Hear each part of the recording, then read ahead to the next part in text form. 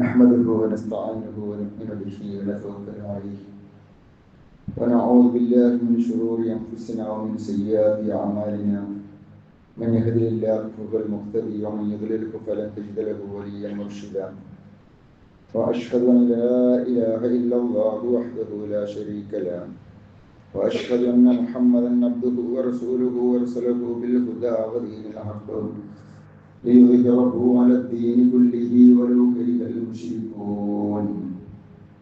اللهم صل على محمد وعلى آل محمد كما صليت على إبراهيم وعلى آل إبراهيم إنك حميد مجيد. اللهم بارك على محمد وعلى آل محمد كما باركت على إبراهيم وعلى آل إبراهيم إنك حميد مجيد. أما بعد فإن خير الحديث كتاب الله وخير الهدي هدي محمد صلى الله عليه وسلم وشر الأمور محدثاتها وكل محدثة بدعة وكل بدعة ضلالة وكل ضلالة في النار. أيها الناس اتقوا الله حق تقاته ولا تموتن إلا وأنتم مسلمون. أعوذ بالله من الشيطان الرجيم. بسم الله الرحمن الرحيم. لقد أضلني عن الذكر بعد إذ جاءني وكان الشيطان للإنسان خذولا.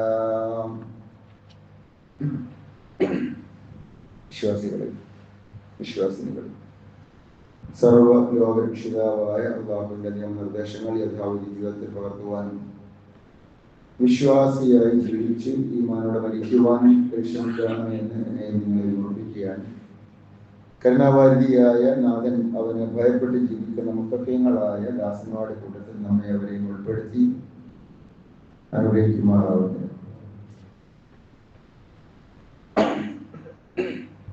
മനുഷ്യൻ ഒരു സാമൂഹിക ജീവിയാണ്. പരസ്പരം കൊണ്ടും കൊടുത്തും അറിഞ്ഞും അറിയിച്ചും സഹായിച്ചും സഹായം സ്വീകരിച്ചുമാണ് ഒരു സമൂഹത്തിൽ മനുഷ്യൻ വളരുന്നത്. ഈ വളർച്ചയിൽ അവൻ ഓരോ ഘട്ടത്തിലും ഓരോ വിഭാഗവുമായിട്ടാണ് കൂടുതൽ അറ്റാച്ച് ചെയ്യുന്നത്. ഒരു കുഞ്ഞിനെ സംബന്ധിച്ചിടത്തോളം അവന്റെ എല്ലാം അവന്റെ മാതാപിതാക്കളാണ്, ഉമ്മയും ഉപ്പയും. പ്രസവിച്ച് വീണ ഭൂമിയിലേക്ക് പിറന്നു വീണ ഒരു കുഞ്ഞിനെ സംബന്ധിച്ചിടത്തോളം മാതാവ് നൽകുന്നത് മാത്രമാണ് അവന്റെ ജീവിത അനുഭവങ്ങൾ എന്ന് പറയുന്നത്. അത് കഴിഞ്ഞ് പിതാവും പിന്നീട് അവന്റെ സഹോദരങ്ങളും സഹോദരിമാരും ഒക്കെ ജീവിതത്തിലേക്ക് പതുക്കെ കടന്നു വരും. അങ്ങനെ അവൻ വളരുകയാണ്. നമ്മുടെ നാട്ടിലെ ഇപ്പോഴത്തെ സാഹചര്യം അനുസരിച്ച് ഒരു 3 വയസ്സ് 4 വയസ്സൊക്കെ ആകുമ്പോൾ ഒരു അധ്യാപിക അല്ലെങ്കിൽ അധ്യാപകൻ അവന്റെ ജീവിതത്തിലേക്ക് കടന്നു വരും. അത് പുതിയ ചില ബന്ധങ്ങൾ അവൻ ഉണ്ടാക്കുന്നു. വളരെ ചെറുപ്പത്തിൽ ഉമ്മയും ഉപ്പയുമാണ് അവന്റെ എല്ലാം. ഉമ്മാനെ പോലെ ആവുക, ഉമ്മ ചെയ്യുന്നത് പോലെ കളിക്കുക, ഉമ്മ ചോറുണ്ടാക്കുന്നത് പോലെ പ്ലാസ്റ്റിക് പാത്രങ്ങളിലോ ചിരട്ടയിലോ ഒക്കെ ചോറ് വെച്ച് കളിക്കുക എന്ന് വെച്ചാൽ ഉമ്മയുടെ അല്ലെങ്കിൽ ഉപ്പയും ഉമ്മയും സൃഷ്ടിക്കുന്ന ഒരു ലോകം. അന്ന് കുട്ടികളോട് ചോദിച്ചാൽ വലിയ ആള് എന്ന് പറഞ്ഞ ലോകത്ത് ആ കുട്ടി കണ്ട ഏറ്റവും വലിയ ആള് മാതാവാണ്, പിതാവാണ്. അത് കഴിഞ്ഞ് ഒരു ടീച്ചർ വരുന്നതോടുകൂടി ഉപ്പയിൽ നിന്ന് ഉമ്മയിൽ നിന്ന് ആ കുട്ടി പതുക്കെ ടീച്ചറിലേക്ക് മാറും. ടീച്ചറാണ് വലിയ ആള്, ടീച്ചർക്കാണ് എല്ലാം അറിയാം. ടീച്ചറോട് ചോദിക്കട്ടെ, ടീച്ചർ എങ്ങനെയാണ് പറയും. കുട്ടികളൊക്കെ പറയും ചിലപ്പോ ഉമ്മ അങ്ങനെയല്ല ഇങ്ങനെയാണെന്ന് പറഞ്ഞിട്ടാലും അങ്ങനെയല്ല, ടീച്ചർ ഇങ്ങനെയാ പറഞ്ഞത്. ചില ആ ടീച്ചർക്ക് കുട്ടിയുടെ മനസ്സിലുള്ള ഒരു സ്ഥാനമാണ്, അതൊരു ഏജാണ്. അത് കഴിഞ്ഞ് പിന്നീട് ഒരല്പം കൂടി കുട്ടി വളരുമ്പോൾ അവനിൽ ചില സൗഹൃദങ്ങൾ പൂക്കുന്നു. ഫ്രണ്ട്ഷിപ്പ്, സൗഹൃദം. സൗഹൃദം എന്ന് പറയുന്നത് ഒരല്പം കൂടി ആഴമുള്ള ബന്ധമാണ്. പ്രത്യേകിച്ചും ടീനേജിലൊക്കെയാണ് സൗഹൃദം വല്ലാതെ വളരുക.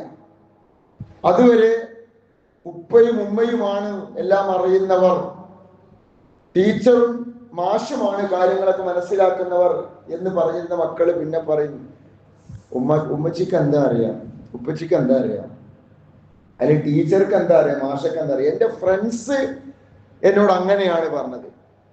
ഫ്രണ്ട്ഷിപ്പിനാണ് ആ ഒരു പ്രത്യേക പ്രായത്തിലെത്തിക്കഴിഞ്ഞാൽ പിന്നീട് വലിയ വില. ഫ്രണ്ട്സിന് വേണ്ടി എന്തും ചെയ്യുന്ന ഒരു നിലയിലേക്ക് കുട്ടികൾ മാറും. ഫ്രണ്ട്സിന് വേണ്ടി സമയം ചെലവഴിക്കുക, പണം ചെലവഴിക്കുക, ഫ്രണ്ട്സിന്റെ കൂടെ എങ്ങോട്ടെങ്കിലും പോവുക, അതൊക്കെ അവർക്ക് വല്ലാത്ത ഒരു, പുതിയ കാലത്തിന്റെ ഭാഷയിൽ പറഞ്ഞാൽ വല്ലാത്തൊരു വൈബാണ്. പിന്നെ ഫ്രണ്ട്സ് പറയുന്നതാണ് ചെയ്യുക. ഫ്രണ്ട്സാണ് പ്രധാനം. ഫ്രണ്ട്ഷിപ്പ് അവരുടെ ജീവിതത്തിലെ ഒരു പ്രത്യേക ഘട്ടത്തിൽ അവർക്ക് മക്കൾക്ക് ഒരുപാട് ഗുണങ്ങൾ നൽകുന്ന ഒന്ന് തന്നെയാണ്. അതിനെ നമ്മൾ ഒരിക്കലും നിരുത്സാഹപ്പെടുത്താനോ അതിൽ നിന്ന് പിന്തിരിപ്പിക്കാനോ പാടില്ല. ഒറ്റപ്പെടലിൽ നിന്ന് അവർക്കുള്ള ഒരു ആശ്വാസമാണ് നല്ല സൗഹൃദങ്ങൾ എന്ന് പറയുന്നത്. സന്തോഷമുണ്ടാകുവാൻ ഏറ്റവും നല്ലൊരു മാർഗമാണ് ഈ ഫ്രണ്ട്ഷിപ്പ് എന്ന് പറയുന്നത്. ഒരു സാമൂഹിക ജീവിയാണ്, സമൂഹത്തിൽ ജീവിക്കുന്നവരാണ് എന്നുള്ള പാഠം ഒരു കുട്ടി പഠിക്കുന്നത് ഈ ഫ്രണ്ട്ഷിപ്പിലൂടെയാണ്. മാതാപിതാക്കൾക്ക് എല്ലാ പാഠങ്ങളും പകർന്നു നൽകാൻ പറ്റിക്കൊള്ളണമെന്നില്ല. രക്ഷിതാക്കൾക്ക് ചില പരിമിതികളുണ്ട്, ചില പരിധികളുണ്ട്. ആ പരിമിതികളെയും അതിനപ്പുറത്ത് നിന്നുകൊണ്ട് സൗഹൃദത്തിലൂടെ നേടിയെടുക്കേണ്ട വ്യക്തിത്വത്തിന്റെ വളർച്ചയ്ക്ക് ഉപകാരപ്പെടുന്ന ഒരുപാട് കാര്യങ്ങൾ കുട്ടികൾ പഠിക്കുന്നത് തീർച്ചയായിട്ടും ഈ ഫ്രണ്ട്ഷിപ്പിലൂടെയാണ്. പ്രതിസന്ധികളെ എങ്ങനെയാണ് തരണം ചെയ്യേണ്ടത്, പ്രശ്നങ്ങളെ എങ്ങനെയാണ് നേരിടേണ്ടത്,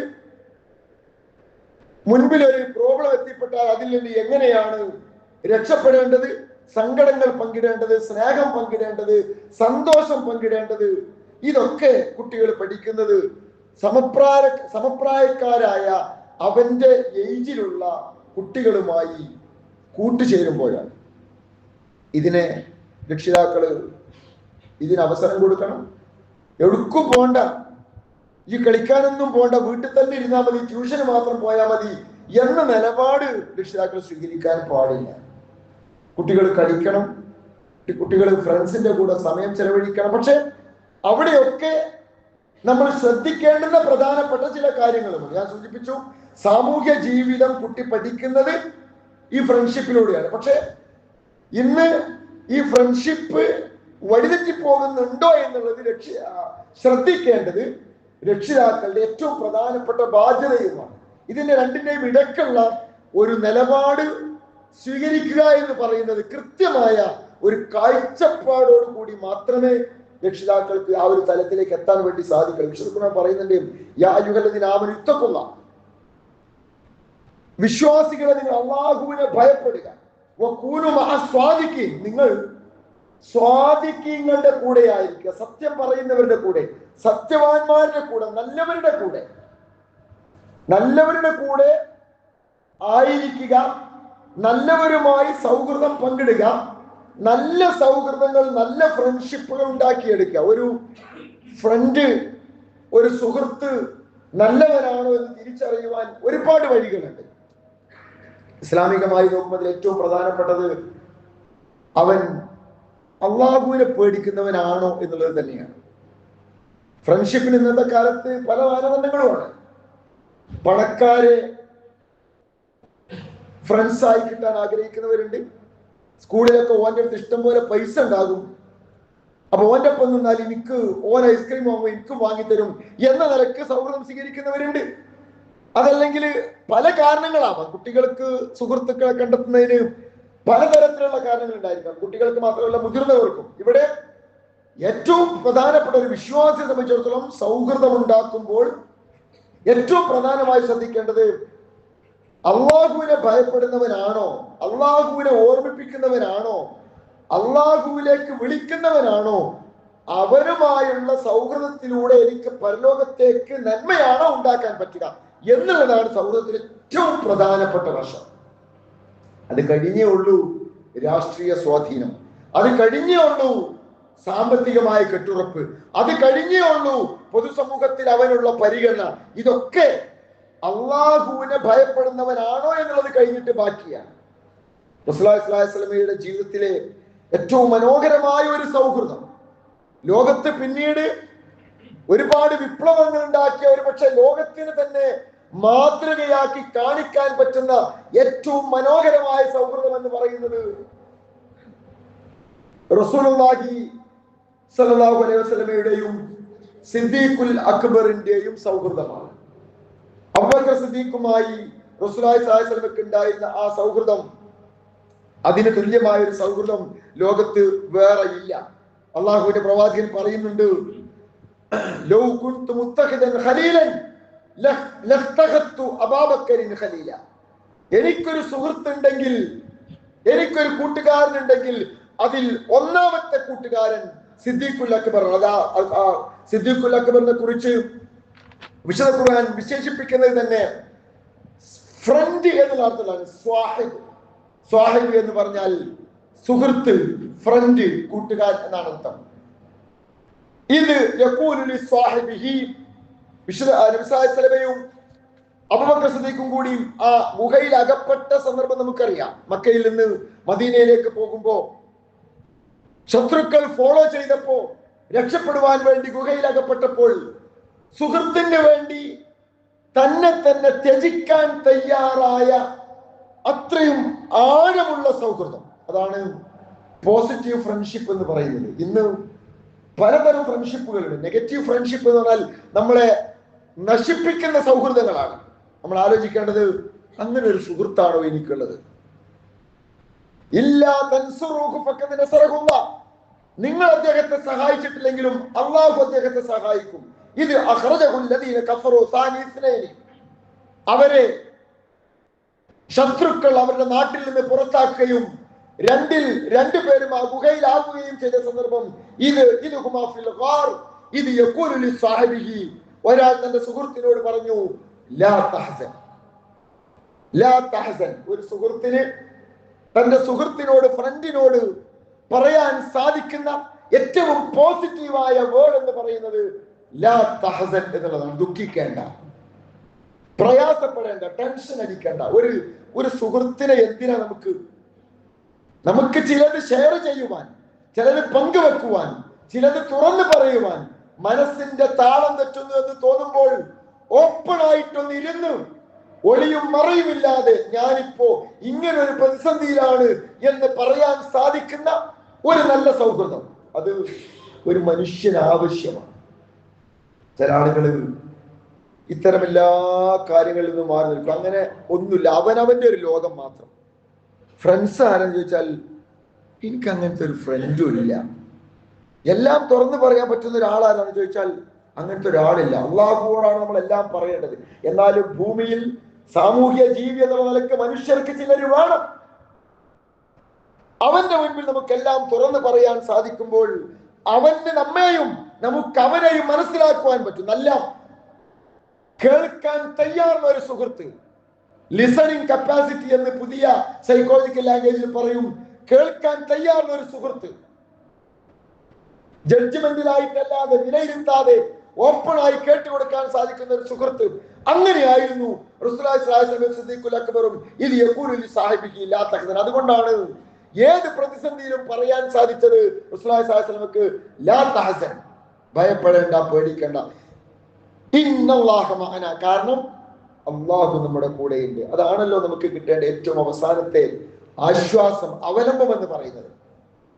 അത് പോസിറ്റീവായ കാര്യങ്ങളിലേക്ക് മനുഷ്യനെ നയിക്കുന്ന ഒരു സൗഹൃദമാണ്. ഞാൻ സൂചിപ്പിച്ചു, മക്കളുടെ ഫ്രണ്ട്ഷിപ്പ്, മക്കൾക്ക് ഫ്രണ്ട്ഷിപ്പ് ഉണ്ടാക്കി കൊടുക്കണം. നമ്മൾക്ക് ചിലപ്പോൾ അത് ബിൽഡ് ചെയ്യാൻ പറ്റും, പക്ഷെ അതിനുള്ള സാഹചര്യം ഉണ്ടാക്കി കൊടുക്കണം. അതോടൊപ്പം ഈ സൗഹൃദം തെറ്റായ കാര്യങ്ങളിലേക്ക് അവരെ കൊണ്ടുപോകുന്നുണ്ടോ എന്നുള്ളത് രക്ഷിതാക്കൾ ശ്രദ്ധിക്കണം. ഇന്നിപ്പോ സോഷ്യൽ മീഡിയയിലൊക്കെ ചർച്ച ചെയ്യുന്ന ഏറ്റവും വൾഗറായ ഒരു ഫ്രണ്ട്ഷിപ്പിന്റെ 2 കഥാപാത്രങ്ങളുണ്ട്. കുട്ടികൾക്കൊക്കെ എല്ലാവർക്കും അറിയാം.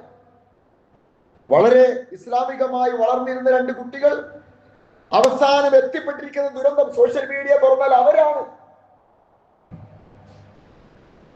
എല്ലാ തെറ്റുകളെയും തെമ്മാടിത്തങ്ങളെയും നോർമലൈസ് ചെയ്യുന്ന രീതിയിൽ പൊതുസമൂഹത്തിൽ അത് അവതരിപ്പിക്കുവാനുള്ള സംവിധാനങ്ങൾ കൂടി ഉണ്ടായപ്പോൾ ഏതോ ഒരു കുടുംബത്തിൽ ഒരു മാതാപിതാവിന് ഒരു 2 മാതാപിതാക്കൾക്ക് ദുരന്തമായി മാറിയ ഈ മക്കൾ ആ കുടുംബത്തിൽ ഒതുങ്ങുമായിരുന്നു. പക്ഷെ ഇന്ന് സോഷ്യൽ മീഡിയയിലൊക്കെ അവര് ചർച്ചയായി മാറി.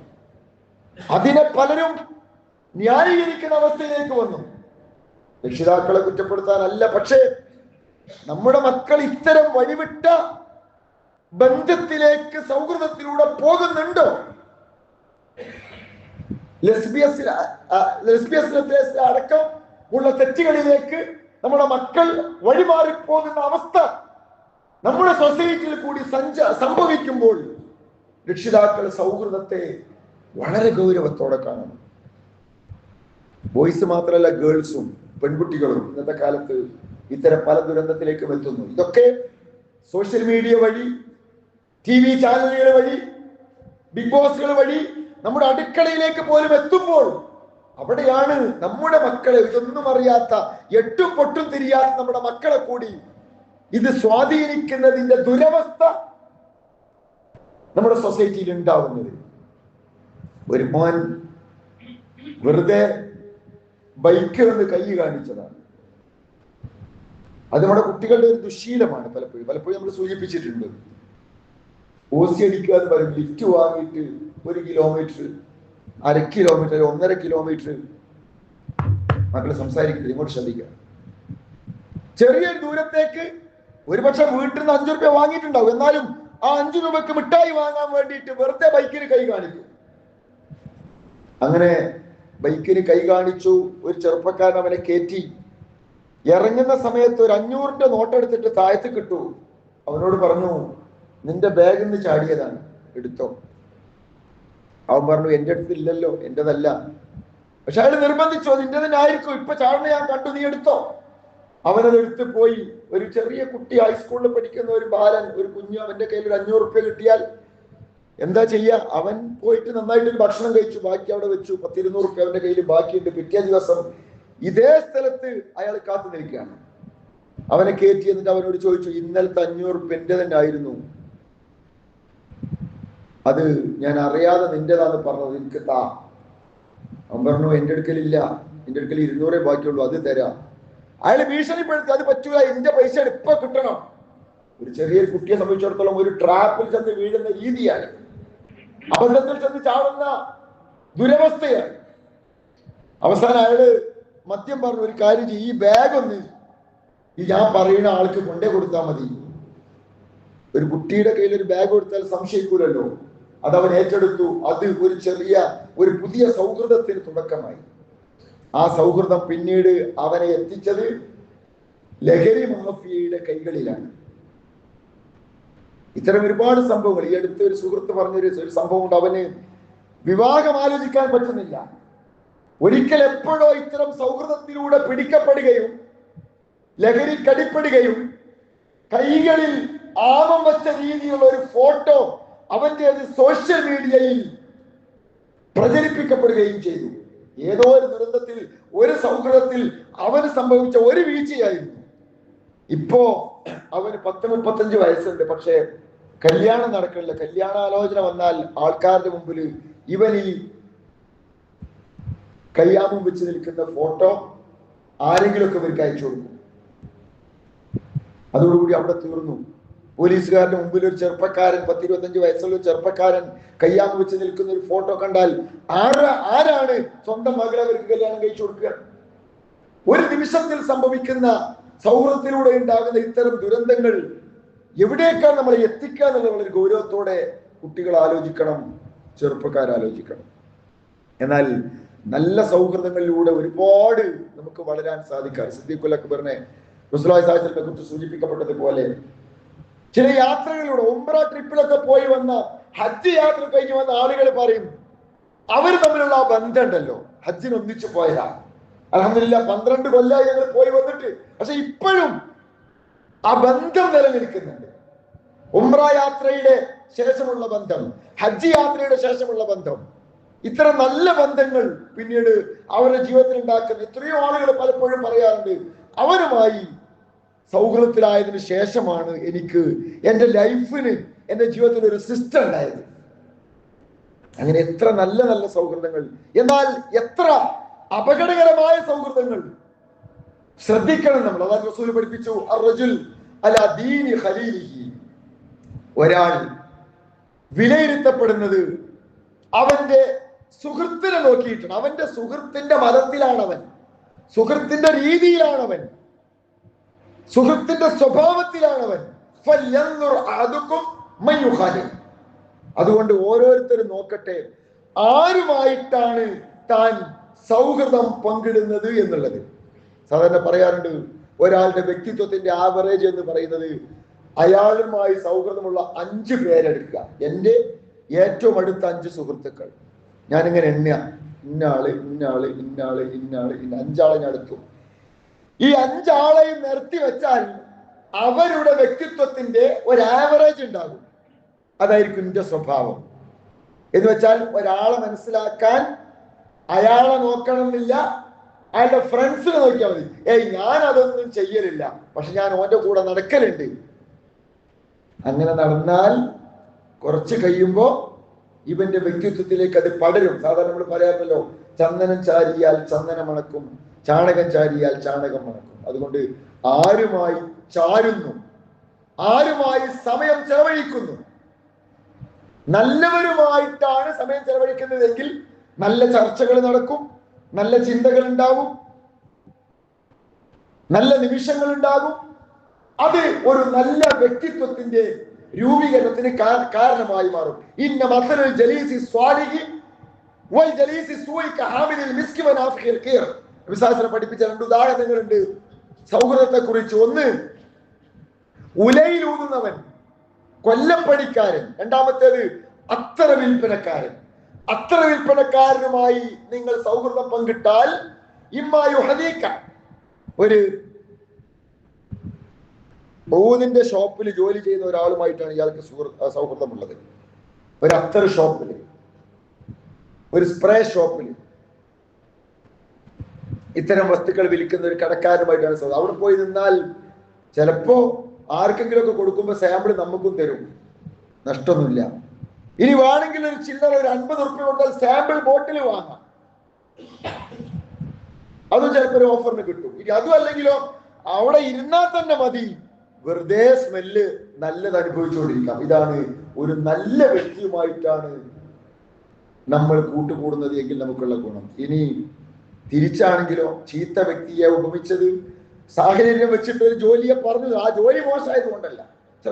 ഒരു ഉദാഹരണം നിലനിൽക്കുക, അവിടുത്തെ സാഹചര്യങ്ങൾ വെച്ചിട്ട് അവിടെ പൊടിയും പുകയും തീപ്പൊരിയും ശബ്ദങ്ങളും ഒക്കെ ഉണ്ടാകുന്ന ഒരു കൊല്ലന്റെ ആല, അവിടെ ഇരുന്നാൽ ആ ഒരു തീപ്പൊരി വന്നിട്ട് ഷർട്ടിൽ വീണിട്ട് ചിലപ്പോൾ ഷർട്ട് ഓട്ടയാകും, അവിടെ ഒരു ബാഡ് സ്മെല്ല് ഉണ്ടാകും, അവിടെ ആകെ ഒരു ശബ്ദമുഖരിതമായ അന്തരീക്ഷമായിരിക്കും, അടിക്കലും ഇടിക്കലും പൊട്ടിക്കലും ഒക്കെ ആയിട്ട്. അപ്പൊ അതാണ് നമ്മുടെ വ്യക്തിത്വത്തെ രണ്ടും രണ്ടാക്കി മാറ്റുന്നത്. അതുകൊണ്ട് വളരെ ഗൗരവത്തോടു കൂടി പ്രയാസത്തിൽ നമ്മെ സഹായിക്കുന്ന സിദ്ദീഖുൽ അക്ബറും റസൂലുള്ളാഹി സ്വല്ലല്ലാഹു അലൈഹി വസല്ലം ഉള്ളതുപോലെ പ്രയാസത്തിൽ നമുക്ക് താങ്ങായി മാറുന്ന സൗഹൃദം. ഒരു കഥ പറയാറുണ്ട്. ഒരു കുട്ടി, 2 കുട്ടികൾ കാട്ടിലേക്ക് നടക്കാൻ പോയി. കാട്ടിലൂടെ ഇങ്ങനെ യാത്ര ചെയ്യുന്ന സമയത്ത് ഒരു കരടി വന്നു. കരടി വന്നപ്പോ ഒരുത്തന് മരം കയറാൻ അറിയാം, ഓൻ ഓടി മരത്തുമ്മ കയറി. അപ്പൊ രണ്ടാമത്തോന് എന്താ ചെയ്യേണ്ടതെന്നറിയില്ല, ഓൻ അവിടെ കടന്നു. കരടി വന്നിട്ട് ഇങ്ങനെ സ്മെല്ല് ചെയ്ത് നോക്കി, ഇവൻ അനങ്ങാതെ കടന്നു. കരടി വന്നിട്ട് ഇങ്ങനെ മണത്ത് നോക്കി, ഇവന്റെ ശരീരത്തിലാകെ മണത്ത്, അവസാനം കണ്ണിലും മൂക്കിലും ചെവിയൊക്കെ മണത്തിട്ട് ഒരനക്കില്ലാത്തപ്പോ കരടി അങ്ങോട്ട് പോയി. കുറച്ച് കഴിഞ്ഞപ്പോ മറ്റോ മരത്തുമെന്ന് ഇറങ്ങി, ഇവൻ എണീറ്റു. അപ്പോ മരത്തുമെന്ന് ഇറങ്ങിയോ മറ്റവനോട് ചോദിച്ചു, എന്തേ കരടി എന്റെ ചെവിയിൽ പറഞ്ഞത്? അപ്പൊ ഇവൻ പറഞ്ഞു, ആപത്തിൽ സഹായിക്കാത്തവനുമായിട്ട് കൂട്ടുകൂടാൻ നിൽക്കരുതിട്ടോ എന്നാണ് കരടി പറഞ്ഞത്.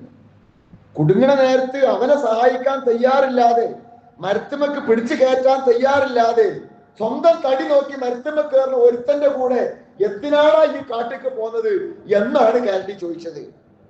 അപ്പോ നമ്മള് ഒരു പ്രയാസത്തിൽ ചെന്ന് ചാടുമ്പോൾ അവനവന്റെ വഴി നോക്കി പോകുന്നവരല്ല നല്ല സുഹൃത്ത് എന്ന് പറയുന്നത്. മറിച്ച് പ്രതിസന്ധികളിലും പ്രയാസങ്ങളിലും നമ്മുടെ കൂടെ നിൽക്കുന്നവരാണ് യഥാർത്ഥ സുഹൃത്ത്. ഖൈറുൽ അസ്ഹാബി ഇൻദല്ലാഹി ഖൈറുഹും ഖൈറുഹും ലിസ്വാഹിബിഹി. അല്ലാഹുവിന്റെ അടുക്കൽ ഏറ്റവും നല്ല സുഹൃത്ത് എന്ന് പറയുന്നത് അവന് ഗുണം ചെയ്യുന്നവനാണ്, നന്മ ചെയ്യുന്നവനാണ്. വഖൈറുൽ ജീറാനി ഇൻദല്ലാഹി ഖൈറുഹും ലിജാരിഹി. ഏറ്റവും നല്ല അയൽക്കാരൻ എന്ന് പറയുന്നത് അയൽക്കാർക്ക് ഗുണം ചെയ്യുന്നവനാണ്. അപ്പോ സുഹൃത്ത് എന്ന് പറഞ്ഞാൽ അവന്റെ പ്രതിസന്ധികളിൽ സഹായിക്കുന്നവരും അവന്റെ പ്രശ്നങ്ങളിൽ ആ പ്രശ്നം ഏറ്റെടുക്കുവാൻ തയ്യാറുള്ളവരുമാണ് എന്നുള്ളത് പ്രവാചകൻ പഠിപ്പിക്കുകയാണ്. ആ ഒരു ബോധം നമ്മുടെ മനസ്സിലുണ്ടാവുകയും അവനുമായുള്ള സൗഹൃദത്തിലൂടെ എനിക്ക് എന്താണ് ലഭിക്കുക, നന്മയാണോ തിന്മയാണോ എന്നുള്ളത് ഗൗരവത്തോടെ ആലോചിക്കുകയും ചെയ്യുക. നല്ല സുഹൃത്തായാൽ ജമാഅത്തിന്റെ സമയം വരുമ്പോൾ പറയും നമുക്ക് പള്ളിയിൽ പോവാം, ബാബാൻ കൊടുത്തു. അങ്ങനെ ഒരുപാട് നന്മകളുണ്ട്. നേരെ മറിച്ച് ആ സൗഹൃദത്തിലൂടെ അല്ല, ശരിയായ സുഹൃത്തല്ല എങ്കിൽ അവനെ നയിക്കുന്നത് ഏത് തരം കാര്യങ്ങളിലേക്കായിരിക്കും എന്നുള്ളത് ആലോചിച്ച് നല്ല അർത്ഥപൂർണമായ സൗഹൃദങ്ങൾ ഉണ്ടാക്കിയെടുക്കുവാൻ വേണ്ടി ഓരോരുത്തരും പരിശ്രമിക്കുക. അള്ളാഹുവോട് പ്രാർത്ഥിക്കുക, അവൻ നമ്മെ കാത്തുരക്ഷിക്കുമാറാവട്ടെ.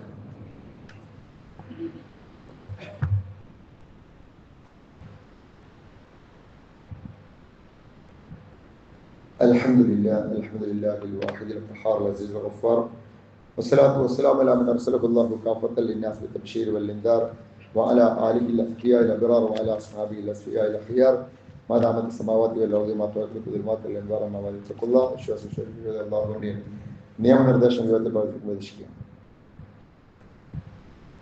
നാളെ പരലോകത്ത് 7 വിഭാഗത്തിന് അള്ളാഹുവിന്റെ തണൽ ലഭിക്കും എന്ന് പറഞ്ഞ കൂട്ടത്തിൽ നബി സല്ലല്ലാഹു അലൈഹി വസല്ലമ എണ്ണി പറഞ്ഞ ഒന്ന് വറജുലാനി തഹബ്ബാ ഫില്ലാഹ് ഇജ്തമഅ അലൈഹി വതഫറഖ അലൈഹി. അള്ളാഹുവിന് വേണ്ടി പരസ്പരം സ്നേഹിച്ച 2 ആളുകൾ, അവർക്ക് അള്ളാഹു നാളെ പരലോകത്ത് മറ്റൊരു തണലുമില്ലാത്ത നാളിൽ അർശിന്റെ പ്രത്യേകമായ തണൽ നൽകി അവർക്ക് അള്ളാഹു അഭയം നൽകും എന്ന് റസൂലുള്ളാഹി പഠിപ്പിക്കുന്നു. സൂറത്തുൽ ഫുർഖാനിൽ ഞാൻ നിങ്ങൾ ഓതി കേൾപ്പിച്ച വാക്യം, നാളെ പരലോകത്ത് വിരൽ കടിക്കുന്ന വ്യക്തികളെ കുറിച്ച് പരാമർശിച്ചുകൊണ്ട് ഖുർആൻ പറയാണ്, ഞാൻ അള്ളാഹുവിന്റെ പ്രവാചകൻ പഠിപ്പിച്ച മാർഗം സ്വീകരിച്ചിരുന്നുവെങ്കിൽ എന്റെ നാശമേ, എന്റെ നഷ്ടമേ, ഞാൻ അവനെ സുഹൃത്താക്കിയിട്ടില്ലായിരുന്നുവെങ്കിൽ. അങ്ങനെ ചില സുഹൃത്തുക്കള് നമുക്കുണ്ടോ എന്നുള്ളത് നമ്മൾ ആലോചിക്കുക. ഓൻ ബെല്ലടിച്ചാലും ക്ലാസ്സിൽ പോകേണ്ട, അവിടെ നിന്നോ കുറച്ചുകൂടി കഴിഞ്ഞിട്ട് പോകാം, അത് മറ്റേ മാഷല്ലേ, പ്രശ്നമൊന്നുമില്ല എന്ന രീതിയിൽ നമ്മളെ പിന്തിരിപ്പിക്കുന്ന ഇതൊന്ന് നോക്കുക, അവിടെ നിന്ന് പോയി നോക്കുക, ഇവിടെ കുറച്ചേരം ഇരിക്കുക. അതല്ല, നേരത്തെ കഴിഞ്ഞല്ലോ, സമയം കഴിഞ്ഞല്ലോ, ഇന്റർവെല്ലിൽ തീർന്നു, നമുക്ക് പോവാം എന്ന രീതിയിൽ നന്മയിലേക്ക് പ്രോത്സാഹിപ്പിക്കുന്നവരാണോ? ഇവിടെ തിന്മയിലേക്ക് പ്രോത്സാഹിപ്പിക്കുന്ന, തിന്മക്ക് പ്രചോദിപ്പിക്കുന്ന ഒരുത്തനാണ് നമ്മുടെ സുഹൃത്ത് എങ്കിൽ നാളെ ആ വ്യക്തി വിരൽ കടിക്കും, അവനെ ഞാൻ സുഹൃത്താക്കിയിട്ടില്ലായിരുന്നുവെങ്കിൽ എത്ര നന്നായിരുന്നു.